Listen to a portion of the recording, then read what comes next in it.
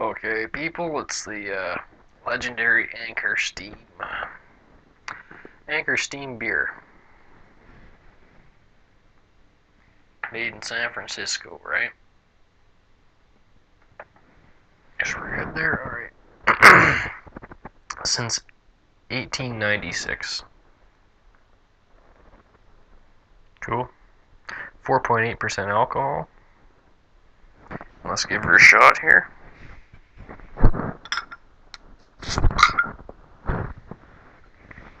Alright. Getting kind of an alcoholic beer smell, like you walk into a room the night after the party kind of thing. It's a good sign.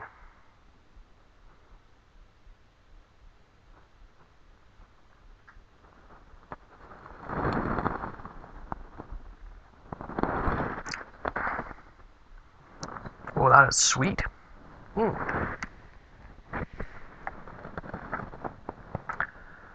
So, as you can see, it's transparent, of course, a shade and a half darker to you as usual. It's quite orangey amber. Quite clear.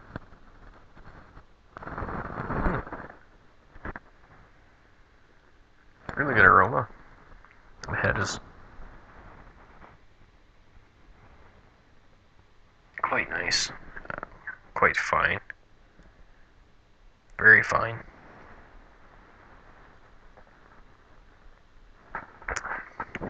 Pillowy. It's got a pretty good taste. There's a lot of flavor in this beer. Nice bite in the back too. It's kind of a. It's a really good. So far, it's looking like a pretty good product.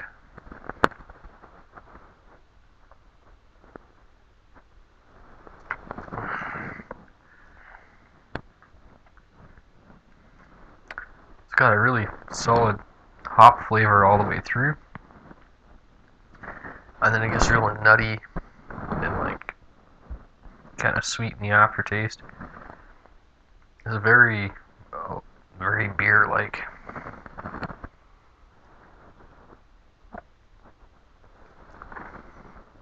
Bitter up front too. The mellows get sweeter and more complex in the back. Wonderful head on this beer.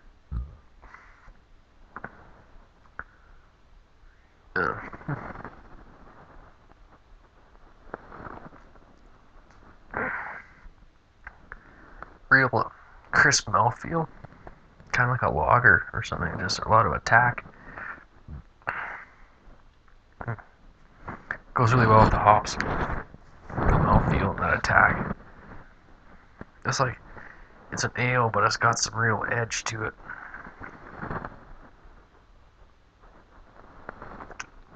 Extremely small bubbles and lots of them. That's probably what gives it that. What can I say? It's great. You're tasting your darker malts in here a bit. A lot, actually. It's freaking heavy, and it's a little bit on the heavier side with the hops. Like, getting a lot of hop flavor out of it. They're not skimpers. No wonder it's such a big name. This is sorry, hold on. Gassing. I think this beer has probably been around for that long. That's great. So they've been doing this a while, so releasing a bit and stuff. Like,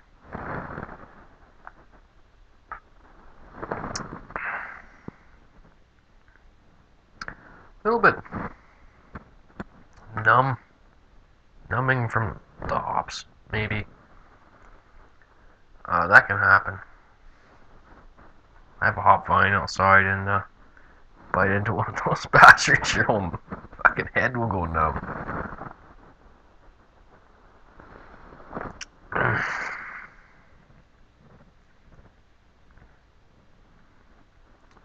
Pretty good. A little bit stanky for my thing. I would maybe knock a point on that. But it's kind of a good thing too. It's kind of when you're danker, if you like the dank pilsners or the dank flavor in the back a bit. I associate that a lot with lagers. Like maybe they're using more of a lager style hop, especially being that old, and that maybe that's all that was available for this recipe. And it's definitely a good beer.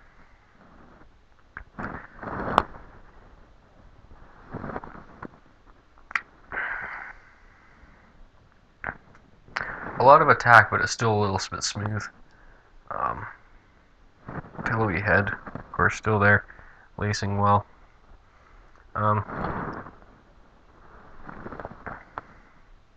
I should pick up a little bit of alcohol with this too. It is 4.8%. They have Braille on the bottle, which is for like textured things. So if you're blind, you can still know if the beer is old, which is, I know Greg on Greg's Beer Review will get extra points for that. Even the blind can get the best before date. And yeah, they got a spiel on the thing.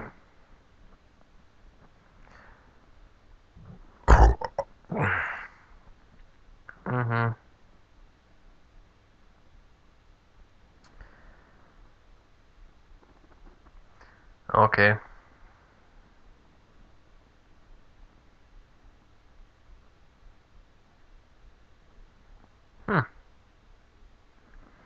Beer without ice. This is probably why they were doing ales. Back then, I think lagers were brewed in ice caves. For those of you who are about to brew your own beer, do not brew it in a warm room. Brew it in a root cellar or something if you can. Otherwise, it'll taste like shit. If it's a lager, brew it in a refrigerator. Custom one, maybe. Get your temperature just right. So out of 11, Beerzerker's Dives out of 11. That was pretty good.